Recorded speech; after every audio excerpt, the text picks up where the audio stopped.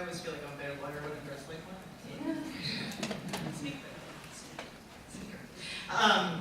Good afternoon, everyone. I am so grateful to Francesca and to Beth and Elena and everybody who worked so hard at the Institute to create this opportunity to be in conversation with Dean and Joey and Erica. I'm really personally in debt to each and every one of those folks for everything I've learned from them about the topics we'll be discussing today, and also for the ground that they've really broken to bring the voices, experiences, and leadership of lesbian, gay, bisexual, and transgender people of color in discussions around criminalization. I also really commend to you all of the other events in this series that I just learned about today that focus on Stonewall and Bayard Rustin, and I mean, it's just an incredible series, and I kind of want to come back for all of it, or maybe just next week. But I'm always truly excited for opportunities to queer the conversation, which is increasing in sort of public discourse right now around the racialized project of mass incarceration. So, as many of you already know, current scholarly, public, and political discourse around mass incarceration and its collateral consequences has really focused almost exclusively on the experiences of Black and brown men who are framed as non-transgender and presumably straight, and has really either expressly or implicitly ignored or subsumed or completely erased the experiences of LGBT people of color who are actually among the 2.3 million people who are currently locked up in cages in this country, and among the 5 million people who are under the control of the criminal legal system, and who I would argue are disproportionately represented, based on what we know, at every stage of the criminal legal system. And I think that current conversations also really frequently erase the central role played by the policing of sexuality and gender identity and expression in advancing what we've called today the racialized attack on people and communities of color. The policing and punishment of racialized gender and sexualities has played a central role on this land, and since the very moment Columbus first set foot on these shores. And as extensively documented by UIC professor John D'Amelio, among other prominent scholars, it has continued in a virtually uninterrupted arc since before the establishment of the settler nation state to the present. The policing and punishment of actual, perceived, and projected sexual and gender nonconformity was and continues to be instrumental to the theft and colonization of this land, to the genocide of indigenous peoples, and to the theft, colonization, and devastation of African nations, and the theft of African-descended peoples, and their enslavement and genocide on this land and in Africa, and also to the exclusion of undesirables at the borders of this nation, who have always included LGBT people of color. The policing and punishment of queer sexualities did not end with the U.S. Supreme Court's decision in Lawrence versus Texas in 2003. I'm sorry to tell you this very bad news. But in fact proceeded, continued, and extends beyond the enforcement of sodomy laws, and that's particularly true of women and LGBT people of color are concerned. My work, and what I'll be speaking about this afternoon, really timed, will focus primarily on the role played by police and other law enforcement agents in this process of policing of gender and sexual nonconformity, and on the fact that they serve as primary points of entry into the prison industrial complex. Simply put, people don't just show up in prison, someone puts them there. And most often, they arrive there as a result of a contact, an interaction with a law enforcement officer, based on the law enforcement officer's day-to-day decisions concerning who to stop, who to search, who to arrest, who to ignore or give the benefit of the doubt, whose lives are valuable and whose are expendable. And it's important to recognize that police aren't just enforcing unjust laws, which can be reformed or taken off the books. They make law every single day in countless interactions when they're deciding who's suspicious and what's innocuous, who belongs, who's trouble. And all of that is perceived through deeply racialized, gendered, and sexualized lenses, and class lenses. As Dean unpacks for us in normal life, policing, both in the form of the actual presence of law enforcement officers, but also more broadly conceived in terms of the policing and the distribution of goods within criminal, immigration, public housing, foster care, social services, and welfare systems, literally extends its web into every single aspect of society, and in each aspect of society feeds the criminalization and mass incarceration of LGBT people of color. So bringing the experiences of LGBT people of color to the center of conversations around policing and mass incarceration reveals that gender and sexuality represent central axes around which the policing of race takes place, in conjunction with and in support of policing of race and class. And it's also a critical independent function of law enforcement in and of itself. The mechanics of how this happens are both complex and often invisible. The enforcement of socially constructed race, class, and heteronormative notions of gender on the one hand, and the policing of non-normative sexualities on the other, are cornerstones of police interactions with LGBT people of color. In both those contexts, law enforcement officers imagine and enforce highly racialized and deeply classed social constructions and relations of gender and sexuality, projecting, as Francesca pointed out, stereotypes and narratives rooted in white supremacist heteropatriarchy onto our racially gendered bodies, and then acting on and enforcing them through surveillance and suspicion, and through violence and violation. Such racialized policing of gender and sexuality is facilitated by the current predominant policing paradigm of broken windows policing, which posits that any perceived social disorder, whether it's a broken window, literally, a group of young people hanging out on the corner, public consumption of alcohol, any sign of disorder must immediately be stamped out before it inevitably leads to violent crime, anarchy, and chaos. And the line is, there's a cause and effect factor that they believe is very solid, which actually has not been proven at all. Broken windows policing is rooted in black codes and vagrancy laws, and has been repackaged and redeployed as order maintenance policing. And the implementation of broken windows theory is characterized by aggressive and discriminatory enforcement of so-called quality of life regulations, which criminalize an ever-expanding range of activities in public spaces, including standing, which is called loitering,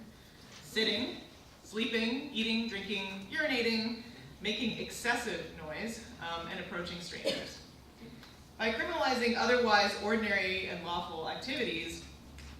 this new paradigm has given police additional tools to stop, ticket, arrest, and use force against increasing numbers of people, particularly youth of color, low-income and homeless people, public housing residents, and people engaged in street-based sex trade, and other folks who are hyper-visible in public spaces. It's also informed the flooding of our schools with law enforcement agents, which Erica's work critiques, and produced the school-to-prison pipeline. Now, whether it's through discriminatory enforcement of very specific provisions, like sleeping or eating in public, or application of more vague notions of disorderly conduct or lewd conduct, quality of life policing creates conditions that are really explicit, or ripe for explicit around gender policing and policing of sexuality, and represents a central mechanism through which the policing of gender and sex are mobilized by law enforcement to directly enforce systems of power and property, of race and space, and of conduct and class. Given the extensive reach and the common occurrence of the kinds of conduct that they prohibit, it's typically impossible to enforce all quality of life regulations against all people at all times and in all places. So as a result, offenses like sleeping on trains are discriminatorily enforced primarily against homeless people, including homeless LGBTQ young people who make up 40% of the current homeless youth population. And they're not enforced against the average commuter. As a matter of fact, I'm guessing that most of you who may have dozed off on the train on the way here didn't get a ticket for it. The more vague quality of life regulations, which prohibit disorderly or lewd conduct or loitering, will be subject to multiple interpretations by law enforcement. One person's loitering is another person's waiting in line to get to the movie theater or standing and conversing with a friend on a corner. And so law enforcement gets to decide what kinds of conduct to punish and by whom. And ultimately, what's called zero tolerance policing for quality of life violations means zero tolerance of people who are deemed undesirable. And quality of life means quality of life for some at the expense of quality of life for countless others. And while these policies are often advocated by more affluent LGBT people participating in the gentrification of urban neighborhoods, LGBT people of color and poor and homeless people are firmly within the sights of cops who are enforcing quality of life regulations.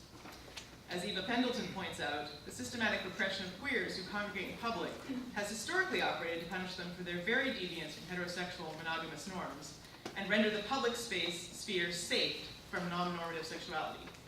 It's not a new phenomenon, again, as you'll read in many queer scholars' texts, this is not a new phenomenon, but it can be traced throughout history. So for instance, there's a clear link between the use of vagrancy and sodomy laws to police Sikh immigrants who were migrant laborers in California at the turn of the century, to a link between that and the use of lewd conduct and disorderly conduct laws to police immigrant gay men of color in Chicago's parks, or queer youth of color in Boys Town. There's a clear link between historic common nightwalker statutes, which policed and punished the mere presence of women on the streets unaccompanied at night, to current street sweeps of transgender and gender nonconforming women of color who are endemically profiled as sex workers. There's a clear link between the use of sumptuary laws, which are a fancy way of saying that you have to wear at least 3 articles of gender-appropriate clothing, whatever that is, which were last of those laws were struck down in 1980, but they continue to operate through gender policing, in which butch and gender nonconforming women report increased police harassment and abuse and arrest because they look like a man, which is often accompanied by physical violence and threats of, if you want to act like a man, I'll treat you like a man. It also operates through the way in which feminine attire worn by transgender women is pervasively cited by police as grounds for suspicion, such as in a recent case in Oklahoma, where a transgender woman was literally charged with disorderly conduct for wearing high heels in a park. That's it. So quality of life policing particularly allows for both direct and indirect policing of both gender and sexuality. On the one hand, law enforcement agents are really specifically charged with drawing and enforcing the lines of the gender binary, and by policing the presence of gendered bodies in public spaces, and ensuring compliance with racialized norms of gendered behavior. At times, that policing of fixed gender categories is both explicit and violent. Other times, it's just reflected in law enforcement officers' unseen and unspoken internalization of and responses to controlling narratives of racialized gender. For instance, as Dean discusses in Normal Life, the lines of the gender binary continue to be directly policed through arbitrary and violent arrests of transgender and gender nonconforming people for using the wrong bathroom. Even though, and it's great that we're resisting that today, but there's actually no law requiring individuals who use bathrooms designated for men or women or people with dresses and people with pants to have any particular set of characteristics. And so again, we use disorderly conduct laws to enforce those kinds of things. Beyond bathrooms, the saturation of communities with police, which characterizes quality of life policing, just dramatically increases the intensity and frequency of interactions with police and demands for identification, which then create the opportunity for direct gender policing. The ID produced doesn't reflect the gender the police officer expects or thinks is accurate, then increased scrutiny, harassment, and even arrest can ensue. And it's not inconsequential. Obviously, people are like, well, that's not against the law, that'll be dismissed. But it can have consequences. So Amnesty International, for instance, documented a case in which a Latina transgender woman was arrested in Los Angeles for providing false information to a police officer because she presented a driver's license identifying her as female. The case was dismissed, but her arrest alone was a violation of probation, so she ended up having to do 30 days behind literally a police officer saying, you should not have this letter on your driver's license. So that kind of policing draws on and creates and reinforces controlling narratives, or what we call in queer injustice archetypes of transgender and gender nonconforming people as intrinsically dishonest, deceptive, and threatening to security and social order. At other times, the enforcement of racialized gender norms through quality of life policing is more subtle, sort of. In more routine daily interactions, police can be described as succumbing to classification anxiety. That literally the police, if they can't put you in a box, and they're taught from birth, as we all are, to put someone in a gender box, and if they can't do it or they feel confused about it, they then literally pay more attention to you and presume that you are disorder, you are violence, you are mentally unstable, and then those presumptions are synergistically heightened when they're combined with similar presumptions based on race and class.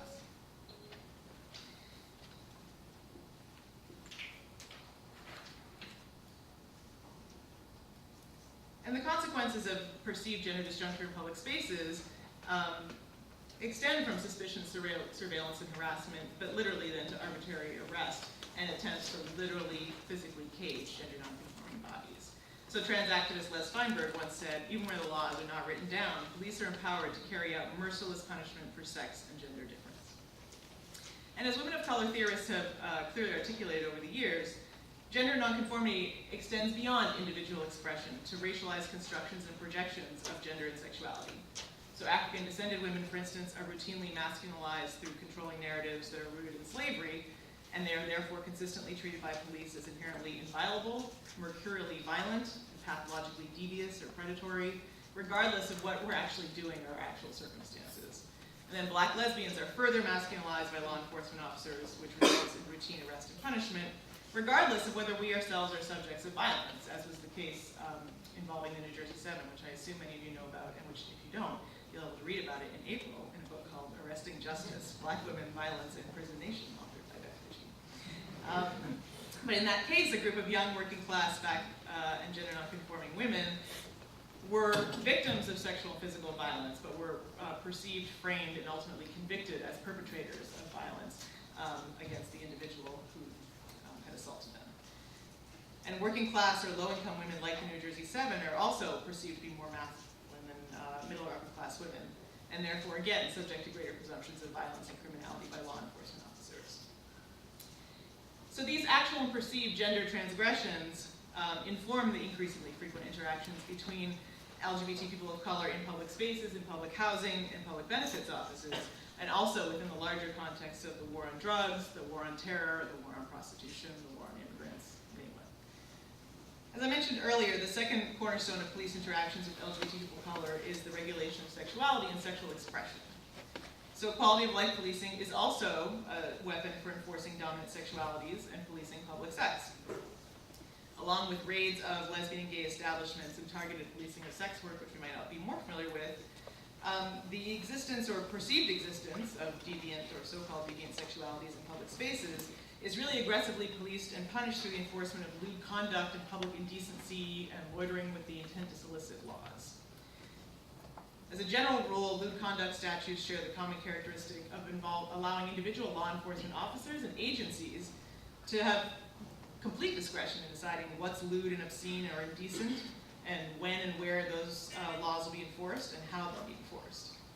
And that the result is that literally the mere presence of queer bodies in public spaces is often singled out as a grounds for a lewd conduct charge. And police continue to overwhelmingly target gay men, and particularly gay men of color and immigrant gay men, for enforcement of those laws. And street-based prostitution and people who are perceived to be engaged in the sex trades more broadly are also generally considered to be one of the hallmarks of social disorder that is to be stamped out by broken windows policing. And as a result, that's actually, street-based sex trade is actually one of the main targets of quality of life policing, even though when you read about it more generally, it's more about assault on communities of color. This particularly gendered site of its operation hasn't been discussed as well. But there's a presumed association between sex work, the drug trade, and violent crime that's constantly used for justification for street sweeps of areas where prostitution is believed to take place, and of people believed to be engaged in prostitution, with police officers exercising considerable discretion when determining who or what constitutes evidence of intent to prostitute.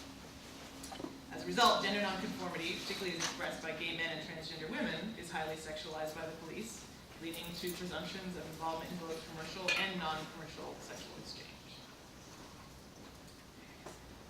Hopefully later Joey can tell us the story of one particular case where that's happened in Chicago, but it certainly is documented and known across the city and across the country. Of particular concern and less well known is that presumptions of gender nonconforming people's involvement in deviant sexualities are increasingly resulting in masculine lesbians and gender nonconforming women being framed as pimps or promoters in the current climate of the hypervisibility of exploitation in the sex trades. So it's another way in which LGBT people of color are being policed and punished through existing law and order and public safety paradigms. These decisions that are made on the street by law enforcement officers every day, projecting and applying these notions of deviant sexualities, have really profound consequences in terms of loss of housing, loss of employment, outing, the availability of immigration remedies, and under secure communities, which thankfully Governor Quinn rejected, deportation.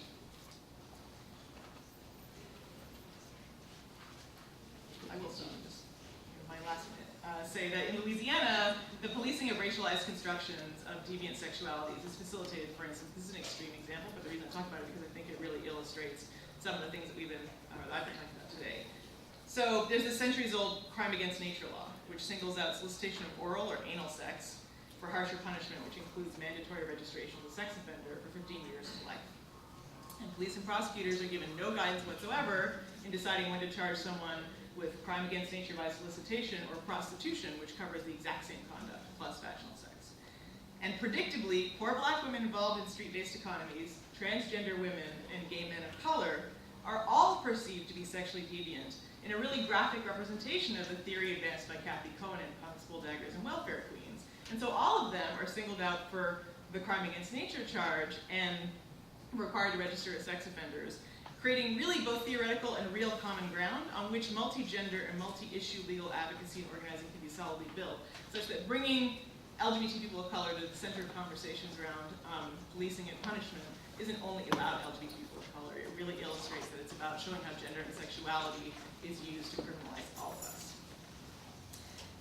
So Joey's work clearly shows that these decisions by police also have profound and lasting consequences in courts, where the law enforcement officers' perceptions create, reinforce, and amplify the controlling narratives that really serve to convict, cage, and sometimes literally kill LGBT people of color. And Dean's work highlights the role of police and other racializing gender systems. That role is such that legal and legislative advocacy aimed at addressing these manifestations is really limited in terms of liberatory retention. While individual cases can be brought and individual laws struck down, individual police practices challenged, what's required really is a fundamental shift in our understanding of race-based policing to integrate and address and challenge gender and sexuality based racialized policing. And it also requires, as Francesca pointed out earlier, for us to really shift our understanding about what's actually going to produce safety in our communities.